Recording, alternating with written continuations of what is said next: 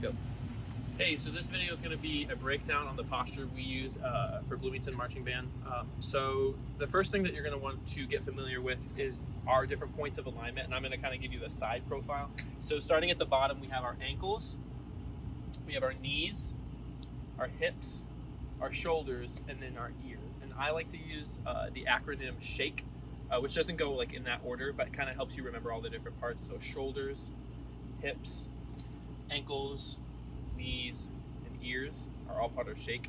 And so like kind of when you shake it out or whatever after we're done in attention, you'll be able to always come back to that alignment. Some tendencies that you're going to have, basically we're looking for you to stay as erect as possible while keeping yourself relaxed.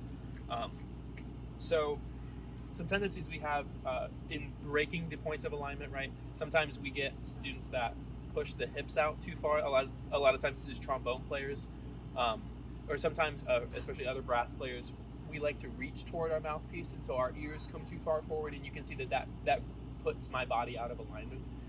When we're standing still, and I can take my shoe off to kind of show you the different parts of the shoe, right? So we have the platform, which is the larger portion of your foot, right? And then we have like where your toes are and then where your heels are. So you want to feel the weight, like when you're just standing still, you want to feel it right on that platform, which is going to mean that it's probably just a little bit forward, right? So I'm not going to be standing on the backs of my heels, which you can see this kind of puts me out of alignment. So if I stand right on my platforms, that's going to give me just a slight forward presence. I'm not leaning forward, I'm not out of alignment or anything, I'm not tilting my hips. I like to think of a cereal bowl analogy. It's like you don't want to spill the milk out of your hips. If your hips were to be a cereal bowl, you don't want to spill the milk out the front or out the back, right? So you just kind of want to put them in the middle. And if I think about the weight on the platforms, that really helps me kind of keep forward and then tall too. Other times we'll get students that don't tilt the head to the right angle, so the ears are like too far back. If they're like to the box, or if they're too far down and their horn is below parallel, you'll get some forward tiltage. So again, you can think about the same thing with your neck, just kind of like keeping that all relaxed too, because if you're going to take an air to play your instrument, you're going to want to breathe in and then play out, and you want that to be as relaxed as possible. Okay, so the exercise is going to break down each of the segments of our body individually in 4-count phrases. Okay, so the head's going to move first. It'll move in 4 counts: 1, 2, 3, 4.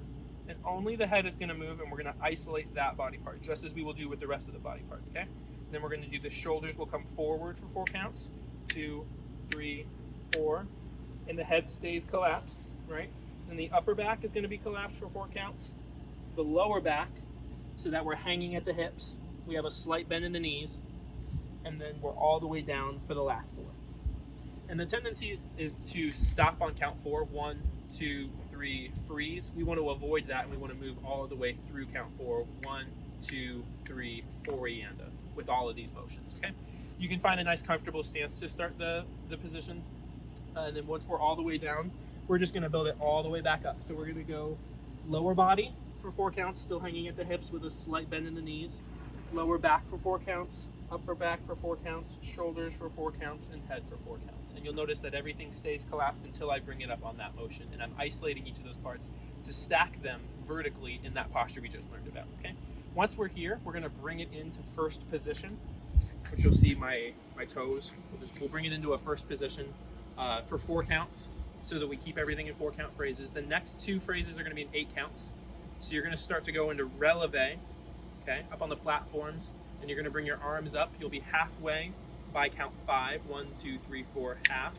And then on 6, 7, 8, you'll be all the way fully extended into your releve. And then you'll come back down in an 8-count phrase, 1, 2, 3, 4, halfway at 5, 6, 7, 8 as you're coming down. Well, you'll stay up in the releve. You'll come down for 4 counts from the releve, so that you can stay, the goal is to stay lifted through the hips.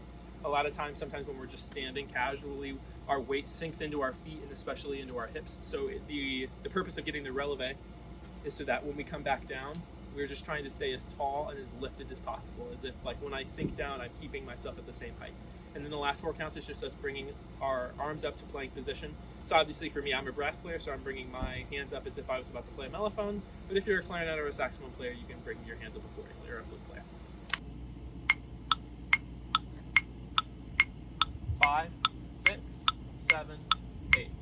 Head, 2, 3, 4 and the shoulders, 2, 3, 4 and the upper back, 2, 3, 4 and the lower back, 2, 3, 4 and the lower body, 3, 4 and the done.